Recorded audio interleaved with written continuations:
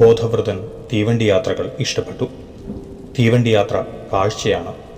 എന്നാൽ ഈ കാഴ്ചയ്ക്ക് പരിമിതിയുണ്ടായിരുന്നു.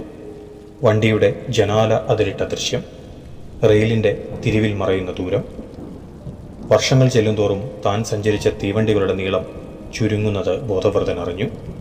സഹയാത്രികരുടെ എണ്ണം കുറയുന്നതും. അവസാനം നീളം ചുരുങ്ങി തീവണ്ടിക്ക് ഒരു പെട്ടി മാത്രമായി. ആ പെട്ടിയിൽ ബോധവ്രതൻ തനിച്ച്. തീവണ്ടി സഞ്ചരിക്കുകയല്ലെന്ന് ബോധവ്രതൻ അറിഞ്ഞു. എന്നിട്ടും യാത്രയുടെ തീക്ഷ്ണമായ ആനന്ദം. ഇപ്പോൾ ഇരുവശത്തും തെളിഞ്ഞ ദൃശ്യങ്ങൾക്ക് ജനാലകൾ അതിരായില്ല. പെട്ടിയുടെ മുന്നിലും പിന്നിലും ജനാലകൾ. അവയ്ക്ക് അതിരുകളുണ്ടായിരുന്നില്ല. അവയിലൂടെ റെയിലിൻ്റെ മുഴുവൻ നീളവും ബോധവ്രതൻ കണ്ടു. പിന്നിട്ടതും മുന്നിൽ കിടക്കുന്നതും.